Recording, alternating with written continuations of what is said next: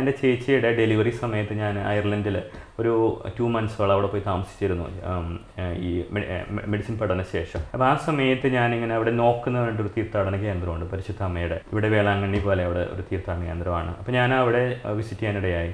അവിടെ ഞാൻ പള്ളിയിൽ മാതാവിൻ്റെ ഒരു പ്രത്യക്ഷീകരണം നടന്നിട്ടുള്ള പള്ളിയുടെ ഉള്ളിലിരുന്ന് പ്രാർത്ഥിക്കുമായിരുന്നു. അങ്ങനെ പ്രാർത്ഥിക്കുമ്പോൾ ഞാൻ പരിശുദ്ധ അമ്മയുടെ അവസാനമായിട്ട് ഒരു അടയാളം ചോദിച്ചു.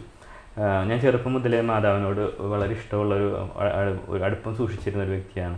അതുകൊണ്ട് മാതാവിനോട് തന്നെ ചോദിച്ചു, ഒരു അടയാളം എനിക്ക് തരാം. ഞാൻ ഈ പള്ളിയിൽ നിന്ന് പുറത്തിറങ്ങുമ്പോൾ ആദ്യമായിട്ട് ഒരു കപ്പിളിനെയാണോ കാണുന്നത്, അല്ലെങ്കിൽ ഒരു ഗേളിനെയാണ് കാണുന്നതെങ്കിൽ ഞാൻ വിവാഹ ജീവൻ തിരഞ്ഞെടുക്കും. അല്ലെങ്കിൽ എനിക്കൊരു ഒരു കന്യാസ്ത്രീയാണ് കാണുന്നത്, അല്ലെങ്കിൽ ഒരു വൈദികനോ അങ്ങനെ എന്തെങ്കിലും ആത്മീയമായിട്ടൊരു സംഭവമാണെങ്കിൽ ഞാൻ ദൈവവിളി തിരഞ്ഞെടുക്കുമെന്നുള്ള ഇത്. അത് ബാലിശമായിട്ടുള്ളൊരു വാശിയാണെങ്കിലും എന്നെ സംബന്ധിച്ച് അതൊരു ദൈവാനുഭവം ആയിരുന്നു. അങ്ങനെ ഞാൻ ആ പള്ളിയിൽ നിന്ന് പുറത്തിറങ്ങിയിട്ട് നോക്കുമ്പോൾ അത്ഭുതം എന്ന് പറയുമ്പോൾ ഒറ്റയാണെങ്കിൽ കാണാനില്ല പള്ളിയുടെ പുറത്ത്. അങ്ങനെ ഞാൻ മാതാവ് പ്രത്യക്ഷപ്പെട്ട ഒരു കല്ലുണ്ട് എൻ്റെ ലെഫ്റ്റ് സൈഡിൽ പള്ളിയുടെ. അപ്പോൾ അവിടെ വന്നിരുന്ന് ഇങ്ങനെ പ്രാർത്ഥിക്കുവാണ്. അവിടെ അങ്ങനെ നിൽക്കുന്ന സമയത്ത് ഒരു ലേഡി പള്ളിയുടെ ഉള്ളിൽ നിന്ന് ഇങ്ങനെ ഇറങ്ങി വരുവാണ്. ഒത്തിരി നല്ല ഹൈറ്റുള്ളൊരു ലേഡിയായിരുന്നു.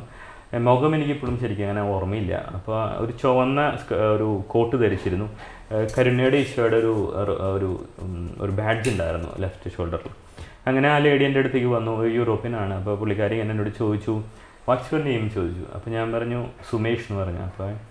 അപ്പോൾ പുള്ളിക്കാരി ചോദിച്ചു, know what's your other name ചോദിച്ചു.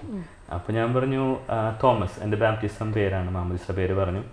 അപ്പോൾ പുള്ളിക്കാരി ചോദിച്ചു, Thomas are you a priest എന്ന് ചോദിച്ചു. അപ്പോൾ ഞാൻ പറഞ്ഞു, അല്ല, I am not a priest എന്ന് പറഞ്ഞു. അപ്പോൾ പുള്ളിക്കാരി വീണ്ടും ചോദിച്ചു, കുറച്ച് നേരം ആലോചിച്ചിട്ട് ചോദിച്ചു, are you thinking to become a priest? അപ്പോൾ നീ പുരോഹിതനാവാനായിട്ട് ആഗ്രഹിച്ചുകൊണ്ടാണോ നിൽക്കുന്നതെന്ന് ചോദിച്ചപ്പോൾ എനിക്കതൊരു ഷോക്കായി. കാരണം ഞാൻ ഇതിനു വേണ്ടി പ്രാർത്ഥിച്ചു തുടങ്ങി ഇങ്ങനെ നിൽക്കുമായിരുന്നേ. അപ്പോൾ ഞാൻ പറഞ്ഞു, യെസ്, അതെ, ഞാനൊരു പുരോഹിതനാവാൻ വേണ്ടി ആഗ്രഹിക്കുന്നുണ്ടെന്ന് പറഞ്ഞു. അപ്പോൾ ആ ലേഡി പറഞ്ഞു, okay Sumesh, I will pray for you, you will become A good priest എന്ന് പറഞ്ഞു.